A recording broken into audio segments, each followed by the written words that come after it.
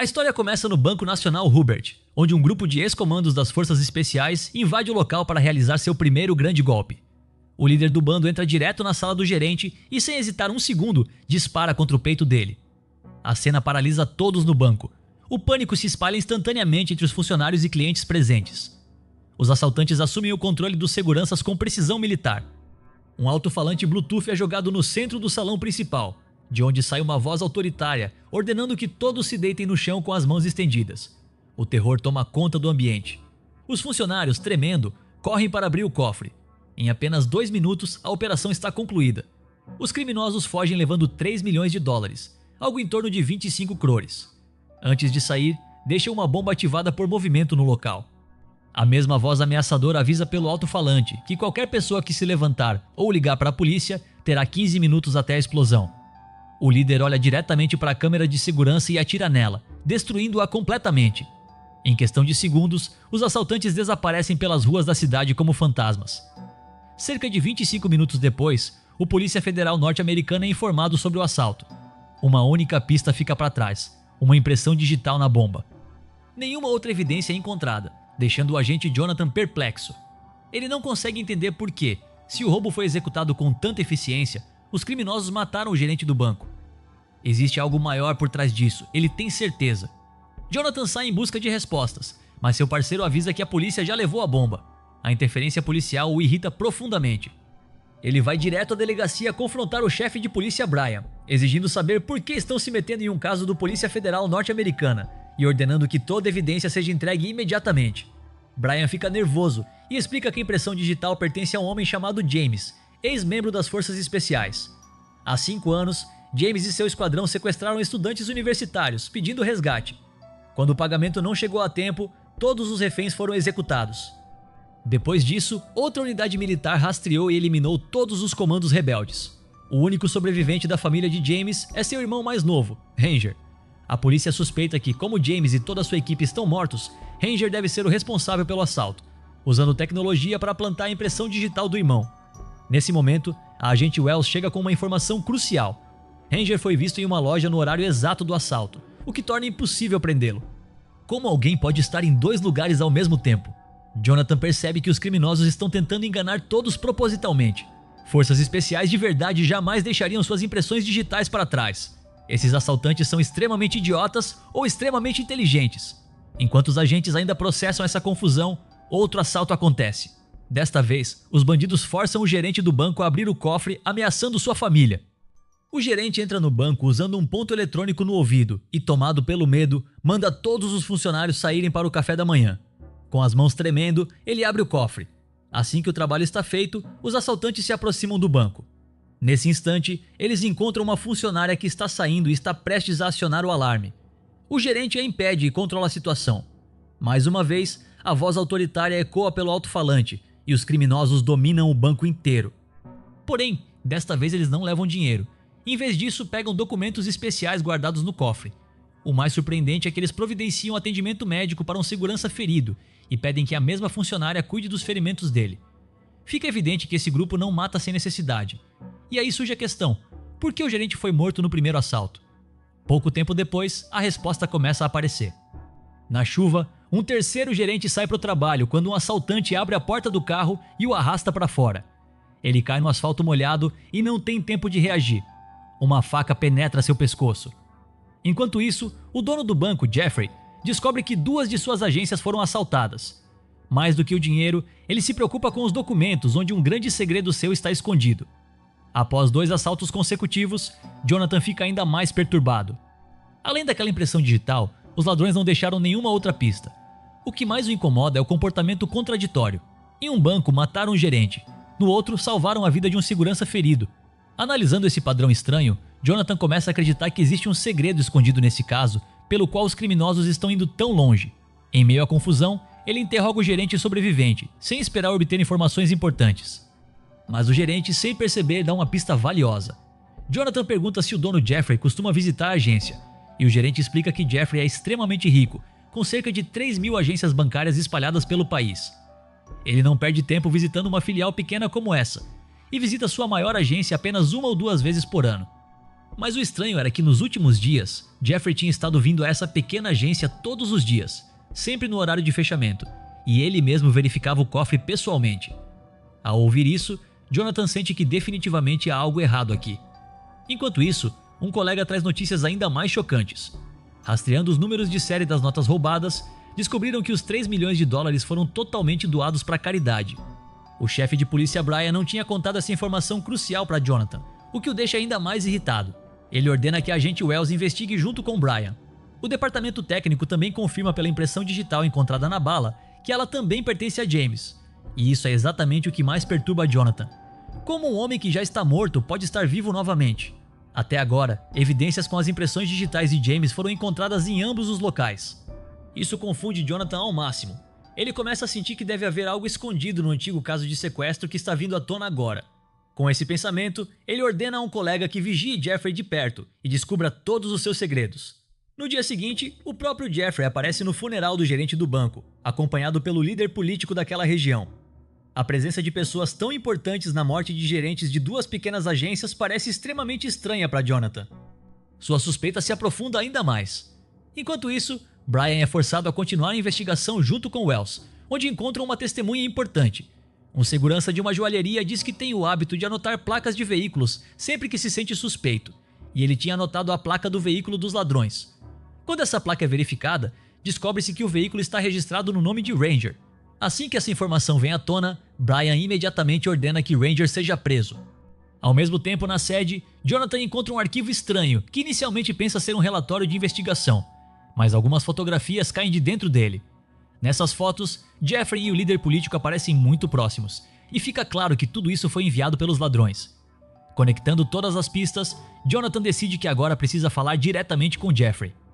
No dia seguinte, ele vai à sede do banco e se encontra com ele, onde menciona o irmão mais novo falecido de Jeffrey, que foi vítima do antigo caso de sequestro e que tinha sido sequestrado pela mesma equipe de forças especiais que incluía James. Jeffrey permanece completamente calmo em resposta às perguntas de Jonathan, e não mostra reação alguma. Mas quando Jonathan pergunta diretamente o que havia nos documentos roubados, o rosto de Jeffrey fica vermelho no momento em que ouve. Vendo isso, Jonathan entende que as visitas repetidas de Jeffrey àquela pequena agência não eram formalidade, mas estavam conectadas a algum grande segredo. Com raiva, Jeffrey chama a segurança e Jonathan é forçosamente expulso da sede. Ao mesmo tempo, os ladrões já começaram sua terceira operação, e desta vez o alvo direto é a sede do banco. Os criminosos trabalham muito rápido e com coordenação, e o papel de cada homem está completamente claro. Eles atravessam o saguão principal, onde a segurança é muito forte e há uma multidão de clientes. Ainda assim, os ladrões avançam sem causar distúrbios e tentam entrar na área principal usando cabos. Nesse momento, Jonathan está sendo levado para fora pelos guardas de Jeffrey, quando ele vê os ladrões e grita para as pessoas se deitarem, o que espalha pânico dentro do banco. Os assaltantes aproveitam a oportunidade e agarram o segurança. Nesse instante, Jeffrey também aparece na frente, após o que disparos começam do lado do Polícia Federal norte-americana.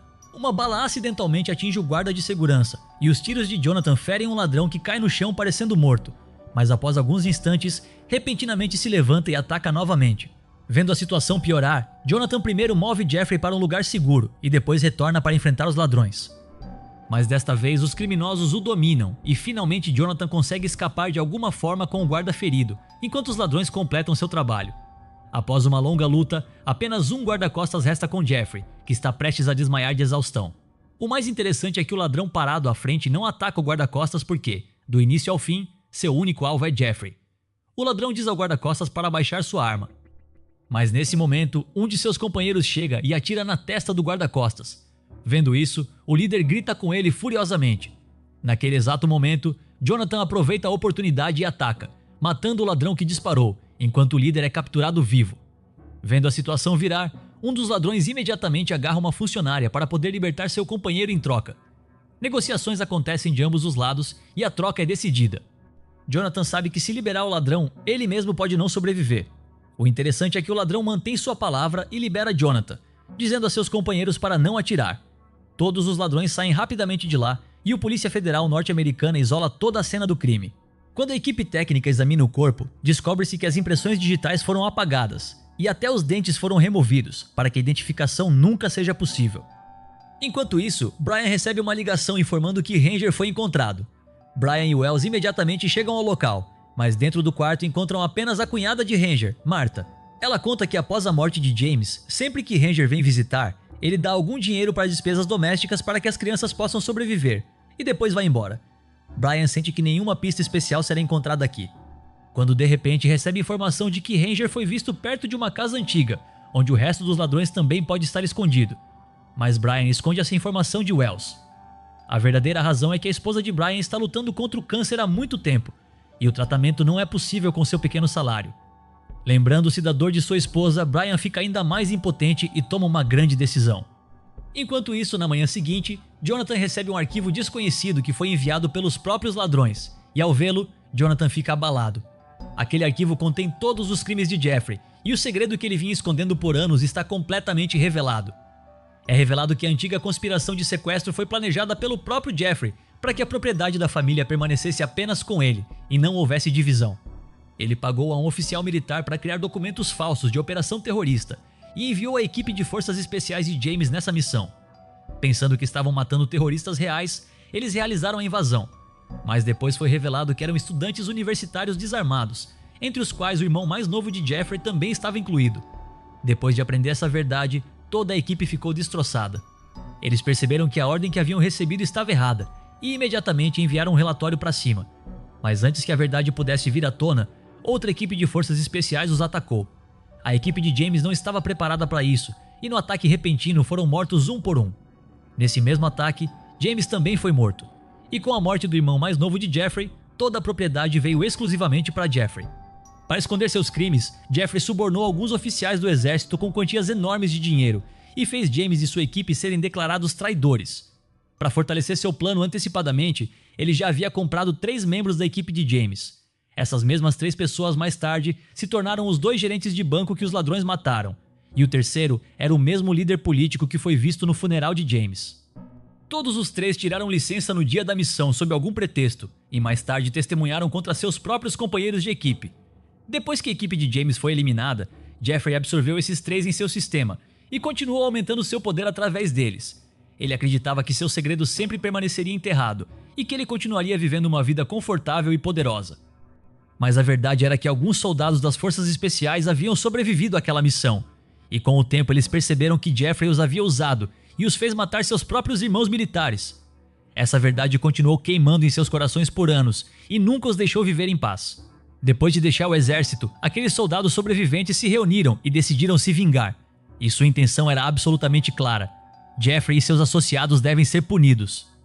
Jonathan agora havia entendido toda a verdade, e ele adivinhou que Ranger também tinha uma conexão profunda com todo esse jogo, e que o dinheiro que ele dá a Martha poderia ser o dinheiro roubado. Ele pediu a seus colegas para investigar por esse ângulo.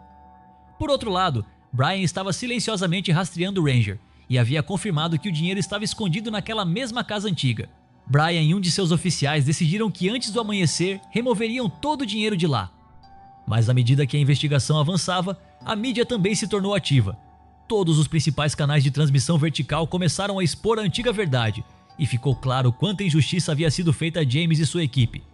Vendo essas notícias, Jeffrey percebeu que seu tempo ruim havia começado, e em pânico, ele começou a empacotar apressadamente seus pertences e se preparar para fugir. Jonathan também sentiu o movimento de Jeffrey e disse a sua colega Wells que se qualquer avião fosse reservado em nome de Jeffrey, a informação deveria ser obtida imediatamente, para que ele não pudesse escapar. Durante esse tempo, Jonathan chegou ao bar onde a namorada de James costumava trabalhar, porque desde o início ele suspeitava que James pudesse estar vivo. Do outro lado, antes do amanhecer, Brian chega para encontrar seus companheiros, e no último momento, sua mente muda e ele tenta parar tudo. Mas seus companheiros ficaram cegos pela ganância de dinheiro e não estão prontos para ouvir uma única palavra dele. Enquanto isso, dentro daquele mesmo bar, Jonathan encontra James, e vendo James parado vivo na sua frente, sua suspeita se torna realidade. Ele imediatamente leva James para a sede do Polícia Federal norte-americana e começa o interrogatório. Conectando todas as pistas encontradas até agora, Jonathan começa a acreditar que o próprio James deve ter se tornado o líder dos ladrões para se vingar. Mas James nega claramente isso e diz que ele não está por trás de tudo isso. Do outro lado, Brian confronta seus 2 companheiros e se separa deles. Mas os 2 ainda chegam à casa antiga com a intenção de roubar o dinheiro. Assim que chegam lá, suas esperanças são destruídas porque onde esperavam crores de rúpias, não encontram nada. Nesse momento, sirenes policiais começam a tocar e a situação piora. Um dos dois tenta atirar na polícia, mas a polícia o mata no local, enquanto o outro, por medo, levanta as mãos e se rende, sendo preso também. Ao mesmo tempo, Jonathan recebe notícias no Polícia Federal norte-americana de que os homens de Brian foram capturados, e nesse momento, Brian também chega lá. Jonathan pergunta como ele sabia a localização do dinheiro, e Brian responde que obteve essa informação de um informante, e que Wells também sabia de tudo sobre isso. Ao ouvir isso, Jonathan fica em silêncio e imediatamente verifica o arquivo de Wells, onde está escrito que Wells fazia parte da mesma unidade de forças especiais que Jeffrey havia usado, e depois da missão, ele repentinamente deixou o exército e se juntou à Polícia Federal norte-americana. Agora Jonathan entende toda a verdade.